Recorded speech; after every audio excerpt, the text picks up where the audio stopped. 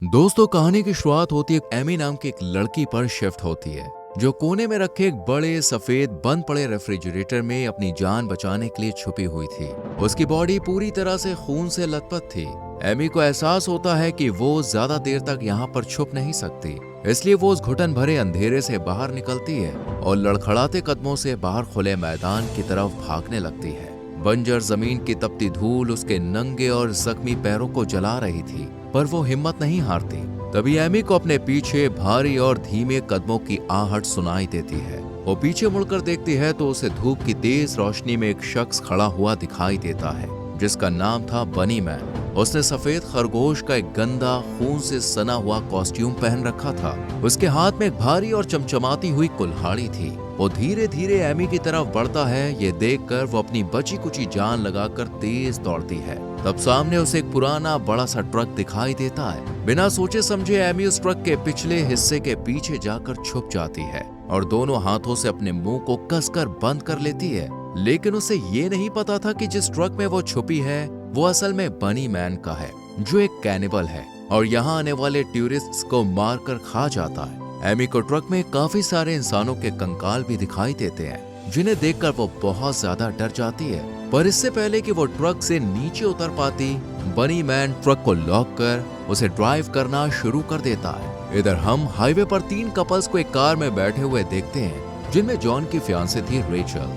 Mic की girlfriend थी Tiffany और जैक की गर्लफ्रेंड थी जेनिफर। ये सभी वीकेंड मनाने के लिए यहाँ पर आए हुए थे और फिलहाल इस सुनसान हाईवे से गुजर रहे थे। तभी अचानक उनके पीछे बनी मैन अपना ट्रक लेकर आ जाता है और उन्हें तंग करने के लिए लगातार हॉर्न बजाता रहता है। फिर वो इनकी कार को ओवरटेक करके आगे बढ़ जाता है और ये देखकर जॉन को गुस्सा आ जाता है और वो बनी मैन के ट्रक को ओवरटेक कर आगे निकलने की कोशिश करता है। पर तभी बनी मैन उनकी कार को पीछे से जोरदार टक्कर मारता है। इन लोगों को समझ में नहीं आ रहा था कि आखिर वो ऐसा क्यों कर रहा है। क्या वो ड्राइवर उन्हें परेशान कर रहा है? खैर, फिर से जॉन कार को तेज स्पीड में आगे बढ़ाता है, लेकिन बनी मैन उनका पीछा नहीं छोड़ता। वो फिर से उनकी कार को पीछे से हिट करता है, जिस वजह से रेचल को गुस्सा आ जाता है और वो जॉन को कार साइड में लगाने को कहती है। रेचल की बात मानकर जॉन ऐसा ही करता है। बनी मैन भी अब अपना ट्रक उनके पीछे ही रोक देता है। अब रेचल अपनी कार से उतरकर उससे बात करने के लिए जाती है, लेकिन तभी वो ट्रक का इंजन स्टार्ट कर देता है, मानो वो रेचल से बात नहीं करना चाहता था। पर फिर भी वो बनी मैन से बात करने की कोशिश करती है और उसे समझाते हुए कहती है कि वो बार बार टक्कर मारना बंद कर दे और इन लोगों को शांति से यहाँ से जाने दे। पर बनी मैन उसकी बात का कोई जवाब नहीं देता। तभी रेचल को उसके ट्रक के पिछले हिस्से से एमी के रोने की आवाज सुनाई देती है। वो चेक करने के लिए जैसे ही पीछे जाने लगती है, ये देखकर बनी मैन तुरंत ही अपना ट्रक स्टार्ट कर देता है, जिस वजह से रेचल वहीं रुक जाती है। पर वो देखना चाहती थी कि आखिर ये ड्राइवर है कौन, इसलिए वो ट्रक का दरवाजा खोलने लगती है। पर बनी मैन उसे धक्का दे देता है और रेचल नीचे जमीन पर गिर जाती है। वो उसे भला बुरा कहते हुए वापस अपनी कार में आकर बैठ जाती है और सभी को बताती है कि ट्रक का ड्राइवर उनसे बात करने में इंटरेस्टेड नहीं है। ये सुनकर जॉन डिसाइड करता है कि जब तक वो यहाँ से नहीं जाता तब तक ये लोग ऐसे ही रुके रहेंगे। सब इस बात के लिए राजी हो जाते हैं और ट्रक के जाने का वेट करने लगते हैं। कुछ देर बाद बनी मैन आखिरकार यहाँ से चला जाता है, जिसके जाने के बाद ये लोग फिर से अपना सफर शुरू करते हैं। पर अचानक वो अपना ट्रक उनके सामने ले आता है, जिस वजह से कपल्स की कार का एक्सीडेंट हो जाता है और उसका रेडिएटर फट जाता है, जिस वजह से वो आगे नहीं बढ़ती और ये सभी एक बेहद सुनसान और वीरान जंगली इलाके के हाईवे पर फंस जाते हैं। जबकि बनी मैन ट्रक को लेकर जंगल के अंदर पहुंच जाता है और फिर एमी को उसमें से घसीटते हुए बाहर निकालता है। एमी उसे देखते ही बुरी तरह से चीखने लगती है, पर यहाँ उसकी आवाज सुनने वाला कोई नहीं था।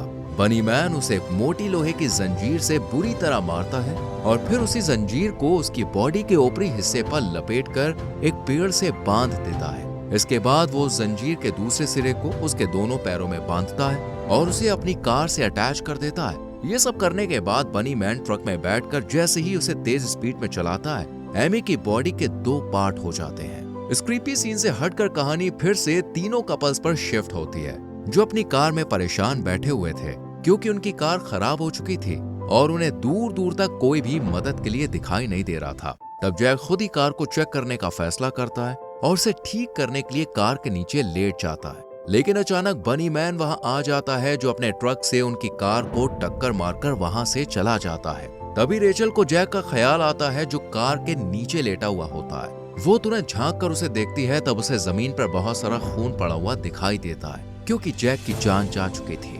रेचल ये बात अपने सारे दोस्तों को बताती है जो जैक की मौत से काफी ज्यादा डर जाते हैं और पैदल ही इस जंगल से निकलने का फैसला करते हैं। हालांकि जैक की गर्लफ्रेंड उसे इस तरह से छोड़कर जाना नहीं चाहती थी, लेकिन ये जगह उनके लिए सेफ नहीं थी, इसलिए वो किसी तरह खुद को संभालती है और 5 दोस्तों के साथ आगे बढ़ने लगती है। थोड़ी दूर चलने के बाद उन्हें रोड के किनारे कुछ क्रॉस लगे हुए दिखाई देते हैं, जिन्हें देखकर जॉन को लगता है कि शायद यहाँ पास में कोई रहता होगा, इसलिए वो मदद मांगने के लिए जाने लगता है। पर माइक वहाँ जाना नहीं चाहता था, लेकिन जब टिफनी उसे समझाती है तो वो मान जाता है। इसके बाद ये सभी क्रॉस को फॉलो करते हुए आगे बढ़ने लगते हैं। कुछ दूर चलने के बाद रेचल थकान की वजह से एक जगह पर रुक जाती है, पर तभी उसकी नजर वहाँ खड़े पेड़ों पर पड़ती है जिन पर इंसानी हड्डियां टंगी हुई थी।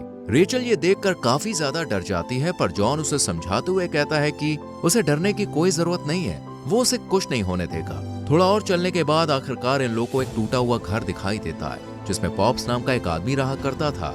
रेचल और उसके दोस्त उसे हाईवे पर उनके साथ हुए हादसे के बारे में बताते हैं और साथ ही मदद मांगते हैं, और पॉप्स उनकी मदद करने के बजाय रेचल को घूरने लगता है और उसकी तरफ बेहद गंदे और अश्लील इशारे करता है। रेचल उससे पूछती है कि क्या वो उसका फोन इस्तेमाल कर सकती है। इस पर पॉप्स उन्हें यहाँ से जाने के लिए कह देता है। ये देखकर जॉन अपनी जेब से कुछ पैसे निकालता है और पॉप से कहता है कि अगर उसने उनकी मदद की तो बदले में वो उसे ये सारे पैसे दे देगा, पर पॉप साफ इनकार कर देता है और गन उठाकर फौरन ही उन्हें यहाँ से जाने के लिए कहता है, जिसके बाद ये लोग वहाँ से भागकर जंगल में आ जाते हैं। रास्ते में माइक और टिफनी की लड़ाई हो जाती है क्योंकि वो दोनों बहुत ज्यादा फ्रस्ट्रेटेड हो चुके थे। टिफनी उससे नाराज होकर यहाँ से जाने लगती है। ये देखकर माइक उसके पीछे उसे मनाने के लिए जाता है। इसके बाद हमें मेलिसा नाम की एक लड़की दिखाई जाती है जो जैकब नाम के एक लड़के के साथ कार में बैठकर बॉडी को ठिकाने लगाने जा रही थी। तभी उसकी नजर जॉन और उसके दोस्तों पर पड़ती है, जिन्हें देखकर मेलिसा समझ जाती है कि वो लोग उसके पास लिफ्ट मांगने जरूर आएंगे, पर उसकी कार में पहले ही एक बॉडी थी, इसलिए वो जैकब से कहती है कि वो जख्मी होने का नाटक करे। इतने में यहाँ जॉन और उसके दोस्त आ जाते हैं जो मेलिसा से हेल्प करने के लिए कहते हैं, पर वो बहाना बनाते हुए कहती है कि उसके भाई को चोट लगी है इसलिए उसे हॉस्पिटल ले जाना है, पर वो 20 मिनट बाद फिर से वापस आएगी। तब तक वो लोग पास में बने एक कैबिन में उसका इंतजार कर सकते हैं, पर कोई भी उस कैबिन में नहीं जाता क्योंकि वो समझ चुके थे कि मेलिसा उनकी मदद करने के लिए वापस नहीं आने वाली है। इसलिए वो पूरी रात एक पेड़ के नीचे गुजारते हैं और अगली सुबह उठकर फिर से आगे बढ़ने का फैसला करते हैं। पर तभी जेनिफर को झाड़ियों के पीछे से किसी के गाना गुनगुनाने की आवाज सुनाई देती है। वो उस आवाज का पीछा करते हुए वहां तक पहुंच जाती है और रैबिट सूट पहने हुए एक शख्स को देखती है जिसके पास 2 डेड बॉडीज पड़ी हुई थी और वो उनके दिमाग को निकाल रहा था। अचानक माइक पीछे से आकर जेनिफर को डरा देता है, जिस वजह से उसकी चीख निकल जाती है।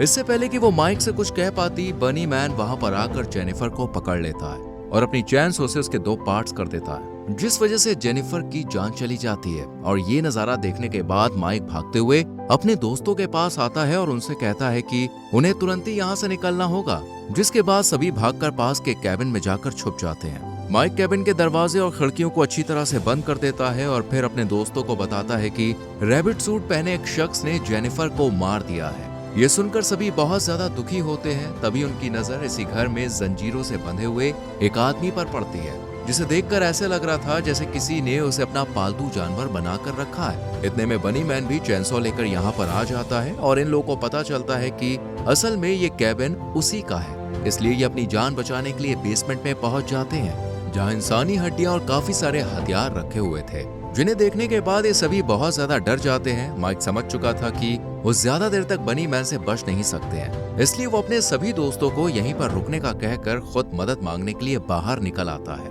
क्योंकि यही एक तरीका था जिसके चलते सबकी जान बच सकती थी। माइक जैसे ही कैबिन से बाहर निकलता है तभी उसकी नजर सामने खड़े एक ट्रक पर पड़ती है जो असल में बनी मैन का ही था, पर यह बात माइक को नहीं पता थी, इसलिए वो फौरन ही ट्रक में चढ़ जाता है और उसे स्टार्ट करने की कोशिश करने लगता है। ट्रक की आवाज सुनकर बनी मैन फौरन यहाँ आ जाता है और माइक के दोनों पैरों को पकड़कर उसे घसीटते हुए ट्रक से नीचे गिरा देता है। इसके बाद वो अपनी चैनसो से माइक के दोनों हाथ और पैर अलग करता है और फिर उसके सर को काटकर उसे बेरहमी से मार देता है। टिफनी जो इस वक्त कैबिन में थी, वो जैसे ही माइक के चीखने की आवाज सुनती है फौरन ही वो कैबिन से बाहर निकल आती है, पर सामने बनी मैन को देखकर वो बुरी तरह से डरकर जंगल में भागना शुरू कर देती है। बनी मैन उसका पीछा करता है और एक पत्थर को उठाकर उसके सर पर तेजी से मार देता है, जिस वजह से टिफनी जख्मी हो जाती है। पर वो फिर भी रुकती नहीं है, बल्कि एक पेड़ पर चढ़ जाती है ताकि बनी मैन उसे ना देख पाए। लेकिन वो उसे पेड़ पर चढ़ते हुए देख लेता है और अपनी मशीन से उस पेड़ को काट देता है। ऊंचाई से गिरने की वजह से टिफनी वहीं गिरकर बेहोश हो जाती है। ये देखकर बनी मैन उसे अपने कंधों पर उठाता है और कैबिन के अंदर ले आता है। जब टिफनी की आंख खुलती है तो वो खुद को रस्सियों से बंधा हुआ पाती है।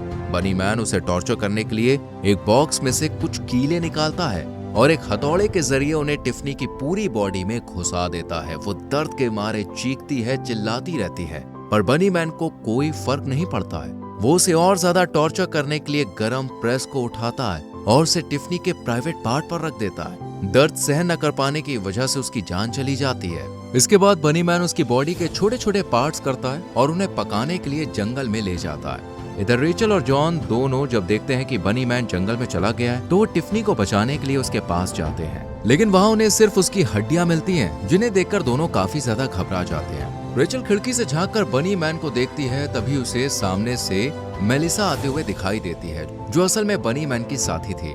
रेचल ये बात जॉन को बताती है, जो उसे कहता है कि हम दोनों यहीं छुपे रहेंगे और मौका मिलते ही जैकब की कार की चाबियां चुराकर यहाँ से निकल जाएंगे। इसके बाद वो दोनों कैबिन के स्टोर रूम में जाकर छुप जाते हैं। कुछ देर बाद बनी मैन टिफनी के पके हुए मांस को लेकर अंदर आता है और जैकब, मेलिसा और वो आदमी जो जंजीरों से बंधा हुआ था, सभी के साथ मिलकर उसे खाने लगता है। इसी दौरान मेलिसा उससे अपना मास्क उतारने को कहती है। जैसे ही बनी मैन अपना मास्क उतारता है तो हम देखते हैं कि उसका चेहरा बहुत ही भयानक है। तभी रेचल को जैकब की कार की चाबियां नजर आती है। वो चुपके से उठाकर उन्हें फौरन दरवाजे पर पहुंच जाती है। ये देखकर जॉन भी उसके पास जाने लगता है, पर तभी बनी मैन की नजर उस पर पड़ जाती है। वो जॉन को रोकने के लिए एक मुक्का मारकर उसे बेहोश कर देता है, जबकि रेचल को मेलिसा पकड़ लेती है और उसे भी मारकर बेहोश कर देती है। इसके बाद हम रेचल को एक कमरे में बंधा हुआ देखते हैं। उसके हाथ, पैर और मुंह पर टेप लगा हुआ था। उसी कमरे में जॉन भी मौजूद था, जिसे अब होश आ चुका था। रेचल जब उसकी तरफ देखती है तो वो इशारों में उससे कहता है कि वो फिक्र ना करे, उसके पास एक छोटा सा चाकू है जिसकी मदद से वो अपने हाथों में बंधी रस्सी को काटने लगता है। इसी दौरान मेलिसा रेचल के पास जाकर उससे कहती है कि वो बहुत खूबसूरत है, जबकि मेलिसा इतनी सुंदर नहीं है, इसलिए उसे रेचल से जलन हो रही है। इतना कहने के बाद वो उसके मुंह से टेप हटाती है और रेचल गुस्से में आकर उसके फेस पर थूक देती है। ये देखकर मेलिसा को बहुत गुस्सा आता है, इसलिए वो चाकू से उसके फेस को काटने लगती है, पर इससे पहले ही जॉन मेलिसा को धक्का देकर उसे बचा लेता है। वो चैन से उठाकर बनी मैन को धमकाने लगता है और रेचल से फौरन यहाँ से भागने को कहता है। और इसी बीच मेलिसा को होश आ जाता है, जो रेचल को रोकने के लिए उसकी तरफ भागती है, पर जॉन चैनसो से उसे काट कर खुद भी यहाँ से भाग निकलता है। कार में बैठने के बाद वो रेचल से कहता है कि वो मरने का नाटक करे, जिसके बाद वो उसे बनी मैन को सौंप देगा और जैसे ही वो रेचल को अपने ट्रैक में डालेगा तब वो उस पर हमला कर दे। इस तरह इन दोनों की जान बच जाएगी। रेचल ऐसा ही करती है। बनी मैन जैसे ही उसे अपने ट्रक में लेटाता है, वो फौरन उस पर हमला कर देती है और उसे धक्का देकर नीचे गिरा देती है, जिसके बाद जॉन जल्दी से आकर ट्रक में बैठ जाता है और दोनों वहां से निकल जाते हैं।